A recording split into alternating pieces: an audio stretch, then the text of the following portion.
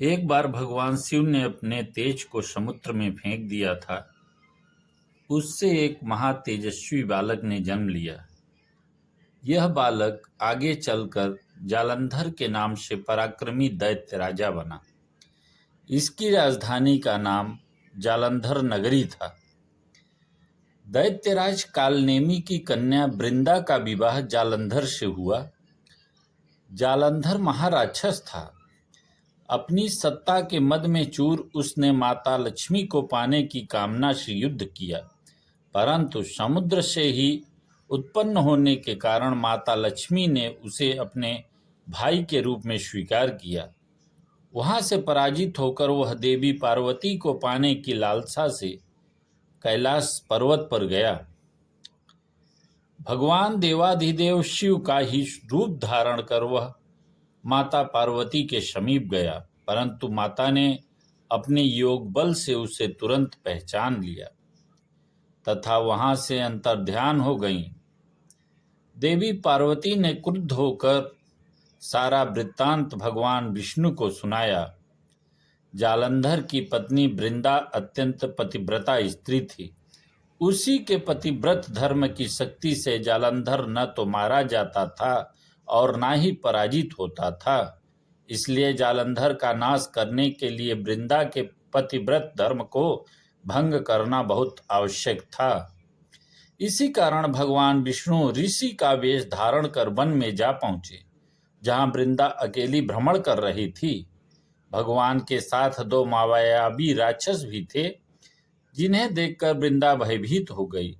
ऋषि ने वृंदा के सामने पल में दोनों को भस्म कर दिया। उनकी शक्ति देखकर वृंदा ने कैलाश पर्वत पर महादेव के साथ युद्ध कर रहे अपने पति जालंधर के बारे में पूछा।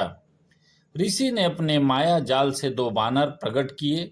एक बानर के हाथ में जालंधर का सिर था तथा दूसरे हाथ में धड़।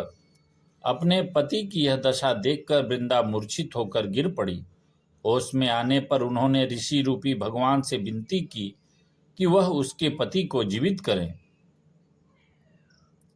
तब भगवान ने अपनी माया से पुनः जालंधर का सिर धड़ से जोड़ दिया, परंतु स्वयं भी वह उसी शरीर में प्रवेश कर गए। वृंदा को इस छल का तनिक भी आभास न हुआ। जालंधर बने भगवान के साथ वृंदा पतिव्रता का व्यवहार करने लगी, जिससे उसका सतीत्व भंग हो गया। ऐसा होते ही वृंदा का पति जालंधर युद्ध में हार गया। इस सारी लीला का जब वृंदा को पता चला तो उसने क्रुद्ध होकर भगवान विष्णु को हृदयहीन शिला होने का श्राप दे दिया। अपने भक्त के श्राप को भगवान विष्णु ने स्वीकार किया और शालिग्राम पत्थर बन गए। सृष्टि के पालनकर्ता के पत्थर बन जाने से ब्रह्मांड में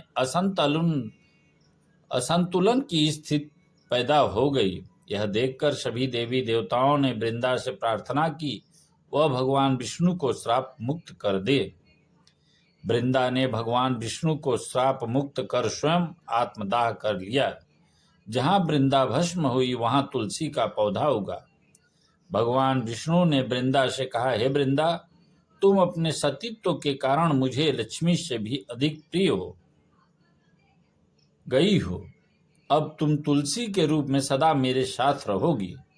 तब से हर साल कार्तिक महीने के देव उठावनी एकादशी का दिन तुलसी विवाह के रूप में मनाया जाता है। जो मनुष्य भी मेरे शालिग्राम रूप के साथ तुलसी का विवाह करेगा, उसे इस लोक और परलोक में विपुल यश प्राप्त होगा। उसी दैत्य जालंधर की यह भूमि जालंधर नाम से विख्यात है। सती वृंदा का मंदिर मोहल्ला कोट किशन चंद में स्थित है। कहते हैं कि इस स्थान पर एक प्राचीन गुफा भी थी जो सीधी हरिद्वार तक जाती थी। सच्चे मन से 40 दिन तक सती वृंदा देवी के मंदिर में पूजा करने से सभी मनोरथ पूर्ण होते हैं। जिस घर में तुलसी होती है वहां यम के दूत भी असमय नहीं जा सकते। मृत्यु के समय जिसके प्राण मंजरी रहित तुलसी और गंगा जल मुख में रखकर निकल जाते हैं, वह पापों से मुक्त होकर बैकुंठ धाम को प्राप्त होता है। जो मनुष्य तुलसी व आंवला की छाया में अपने पितरों का श्राद्ध करता है, उसके पितर मोक्ष को प्राप्त हो जाते हैं। अगर आपको हमारी कहानी पसंद आ रही हो तो हमारे वीडियो को पसंद करें और चैनल को सब्सक्राइब करें।